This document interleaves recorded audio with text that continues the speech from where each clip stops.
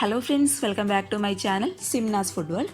അപ്പോഴിത് ഇന്ന് ഞാൻ വന്നിട്ടുള്ളത് ഒരു സിമ്പിളായിട്ടും അതേസമയം സ്വീറ്റായിട്ടും വളരെ ഈസി ആയിട്ടും നമുക്ക് ചെയ്തെടുക്കാൻ പറ്റിയ നല്ലൊരു സ്നാക്കിൻ്റെ റെസിപ്പി ആയിട്ടാണ് കേട്ടോ.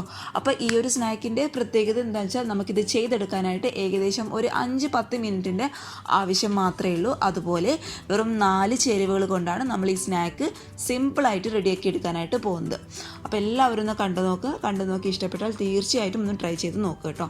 അപ്പോൾ നമുക്ക് പെട്ടെന്ന് തന്നെ ഈ സിമ്പിളായിട്ടുള്ള സ്നാക്ക് എങ്ങനെ റെഡിയാക്കും നോക്കാം. അതുപോലെ വീഡിയോസൊക്കെ കണ്ട് ഇഷ്ടപ്പെടുകയാണെങ്കിൽ ഇത് തൊട്ട് താഴെയുള്ള സബ്സ്ക്രൈബ് ബട്ടണും തൊട്ടടുത്തുള്ള കുഞ്ഞ് ബെല്ലൈക്കണും കൂടി ഇനാബിൾ ചെയ്യുകയാണെങ്കിൽ ഇതുപോലെയുള്ള നല്ല നല്ല വീഡിയോസ് ഞാൻ ഇടുമ്പോൾ നിങ്ങൾക്ക് പെട്ടെന്ന് നോട്ടിഫിക്കേഷനായിട്ട് വരും. അപ്പോൾ നമുക്ക് പെട്ടെന്ന് തന്നെ ഈ സിമ്പിൾ സ്വീറ്റ് ഈസി ആയിട്ടുള്ള റെസിപ്പി എങ്ങനെയാണ് ചെയ്യുന്നത് നോക്കാം.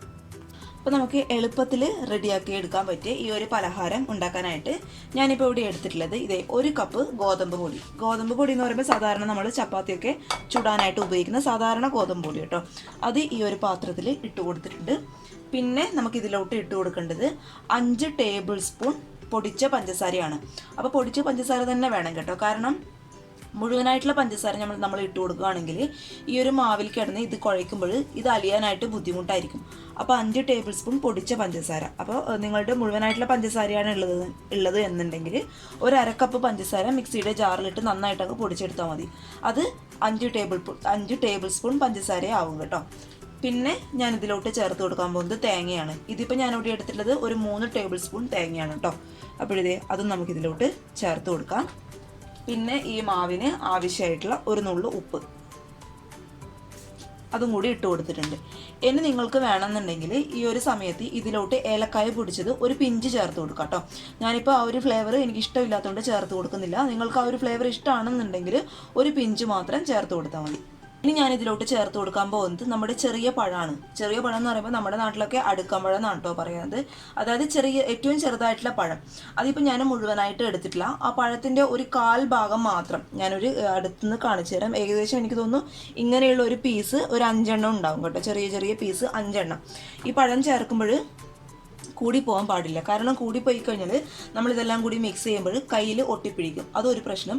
പിന്നെ നമ്മൾ ഇത് എണ്ണയിലിട്ടൊന്ന് ഫ്രൈ ചെയ്തെടുക്കും, അതായത് ഒന്ന് പൊരിച്ചെടുക്കുമ്പോൾ എണ്ണ ഒരുപാട് അങ്ങ് കുടിക്കും കേട്ടോ പഴം കൂടിപ്പോയി കഴിഞ്ഞാൽ. അതുകൊണ്ട് പഴത്തിൻ്റെ അളവ് ഈ ഒരു അളവിൽ മാത്രം മതി. ഒരു കപ്പ് ഗോതമ്പ് പൊടിയാണെങ്കിൽ കൂടി പോകാൻ പാടില്ല കേട്ടോ. അപ്പോൾ ഇതെല്ലാം കൂടി നമുക്ക് ആദ്യം നന്നായിട്ടൊന്ന് മിക്സ് ചെയ്തെടുക്കാം. അതായത് പഴം നന്നായിട്ട് അങ്ങോട്ട് കൈ വെച്ചിട്ട് മിക്സ് ചെയ്ത് കൊടുക്കാം കേട്ടോ. അതിൻ്റെ കഷ്ണം ഉണ്ടാവാൻ പാടില്ല.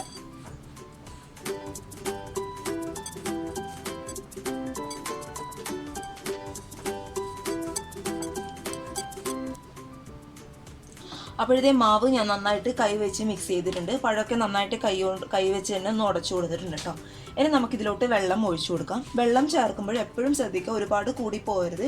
കൂടിപ്പോയി കഴിഞ്ഞാൽ ഇത് നമ്മുടെ ആകെ മൊത്തം ഫ്ലോപ്പ് ആകും കേട്ടോ. പിന്നെ നമ്മൾ ഗോതമ്പ് കൂടി എക്സ്ട്രാ ചേർക്കേണ്ടി വരും. അതിൻ്റെ ടേസ്റ്റ് ആകെ മൊത്തം മാറും. അതുകൊണ്ട് നമ്മൾ ചപ്പാത്തിക്കൊക്കെ കുഴച്ചെടുക്കുന്ന പോലെ കുറച്ചായിട്ട് വെള്ളം ചേർത്ത് അങ്ങ് കുഴച്ചെടുക്കുക കേട്ടോ.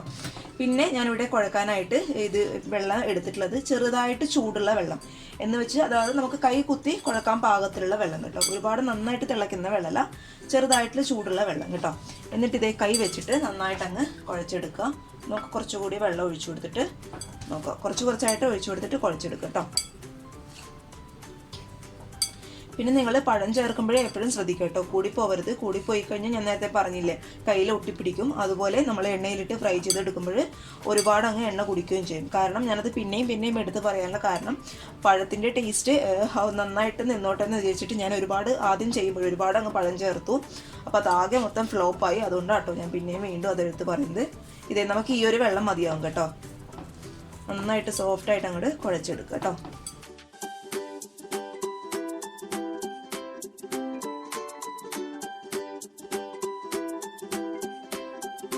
അപ്പോഴേ കുഴയ്ക്കുമ്പോൾ കയ്യിൽ ഒട്ടിപ്പിടിക്കുന്നു എന്നൊരു പ്രശ്നം ഉണ്ടെങ്കിൽ കുറച്ച് ഓയിൽ കയ്യിൽ തടവി കൊടുത്തിട്ട് നന്നായിട്ട് സോഫ്റ്റായിട്ട് അങ്ങോട്ട് കുഴച്ചെടുക്കുക കേട്ടോ.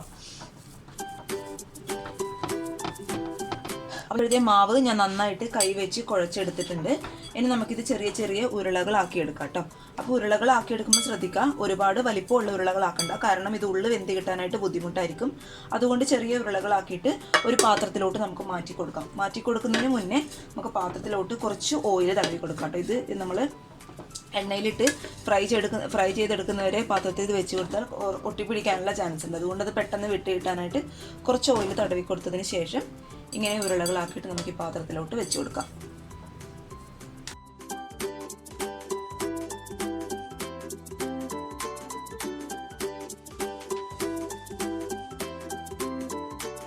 മുഴുവനും ചെറിയ ഉരുളകളാക്കിയിട്ട് ഞാനിവിടെ എടുത്തിട്ടുണ്ട്. അതുപോലെ പാനിൽ ഓയിൽ ഒഴിച്ചു കൊടുത്ത് അത് അത്യാവശ്യം ചൂടായിട്ടുണ്ട്. ഇനി ആ ഒരു സമയത്ത് നമുക്കിതിലോട്ട് നമ്മൾ ഉരുട്ടി വെച്ച ബോൾ ഇട്ട് കൊടുക്കാം കേട്ടോ. പിന്നെ ഈ ബോൾസ് ഇടുമ്പോൾ ശ്രദ്ധിക്കുക, ഹൈ ഫ്ലെയിമിലിട്ട് ഒരിക്കലും വേവിച്ചെടുക്കരുത്, അതായത് ഫ്രൈ ചെയ്തെടുക്കരുത്. പെട്ടെന്ന് പുറം ഭാഗം കരിഞ്ഞു പോവുകയും ചെയ്യും. അതുപോലെ ഉൾവശം ഒട്ടും വെന്തിട്ടും ഉണ്ടാവില്ല. അതുകൊണ്ട് ലോ ടു മീഡിയം ഫ്ലെയിമിലിട്ടിട്ട് സാവധാനം ഒന്ന് ഫ്രൈ ചെയ്തെടുക്കുക കേട്ടോ.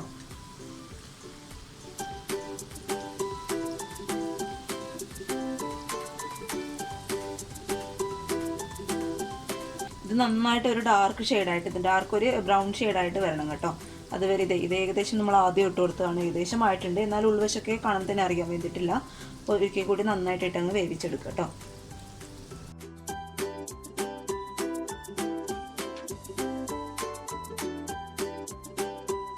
ഇത് നമ്മുടെ പലഹാരം ഓൾമോസ്റ്റ് റെഡി ആയിട്ട് വന്നിട്ടുണ്ട്. കണ്ടോ, ഒന്നും കൂടി ഉള്ളാവാനുണ്ട് കേട്ടോ, ഒരു ഡാർക്ക് ഷെയ്ഡ് ആവണം. അപ്പോൾ നന്നായിട്ട് മൊരിഞ്ഞ് വരണം, അപ്പോഴാണ് ആ പലഹാരത്തിൻ്റെ കറക്റ്റ് ടേസ്റ്റ് കേട്ടോ.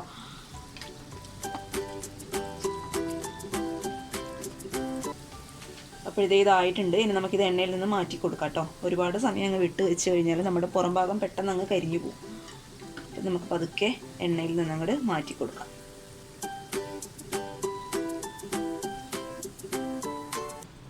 ഇത് നമ്മുടെ സ്നാക്സിൻ്റെ ചൂടൊക്കെ അത്യാവശ്യം നന്നായിട്ട് മാറിയിട്ടുണ്ട്. പുറമേ നല്ല ക്രിസ്പി ആട്ടോ. അതേസമയം ഉൾഭാഗത്ത് ഞാൻ കാണിച്ചു തരാം. കണ്ടോ, നല്ല സോഫ്റ്റ് ആയിട്ടുള്ള ഒരു അടിപൊളി സ്നാക്സ് ആണ് കേട്ടോ. അപ്പോൾ കുഞ്ഞുങ്ങൾക്കൊക്കെ സ്കൂളിൽ വിട്ട് വരുമ്പോൾ പെട്ടെന്ന് റെഡിയാക്കി കൊടുക്കാൻ പറ്റിയ നല്ലൊരു പലഹാരമാണ്. അപ്പോൾ എല്ലാവരും ഒന്ന് ട്രൈ ചെയ്ത് നോക്കുക. ആ പഴത്തിൻ്റെ ഫ്ലേവറാണ് കേട്ടോ ഇതിൻ്റെ ഹൈലൈറ്റ് എന്ന് പറയുന്നത്. അത്രയും നല്ല ടേസ്റ്റി ആയിട്ടുള്ള ഒരു സ്നാക്സ് ആണ്. അപ്പോൾ എല്ലാവരും ഒന്ന് ട്രൈ ചെയ്ത് നോക്കുക. ട്രൈ ചെയ്ത് നോക്കിയിട്ട് നിങ്ങളുടെ അഭിപ്രായങ്ങൾ നിങ്ങൾ തീർച്ചയായിട്ടും ഒന്ന് കമൻറ്റ് ബോക്സിൽ അറിയിക്കുക കേട്ടോ. അപ്പോൾ ഇതേ നല്ല സോഫ്റ്റ് ആയിട്ടുള്ള സ്നാക്സ് ആണ് കേട്ടോ. അപ്പോൾ വൈകുന്നേരങ്ങളിൽ ചായയുടെ കൂടെയൊക്കെ കഴിക്കാൻ പറ്റിയ നല്ലൊരു സ്നാക്സ് ആണ്. അപ്പോൾ എല്ലാവരും ഒന്ന് ട്രൈ ചെയ്ത് നോക്കിയിട്ട് അഭിപ്രായങ്ങളൊക്കെ അറിയിക്കുക. അപ്പോൾ അടുത്ത ഒരു നല്ല വീഡിയോ ആയിട്ട് കാണും വരെ thank you for watching Simna's food world. By.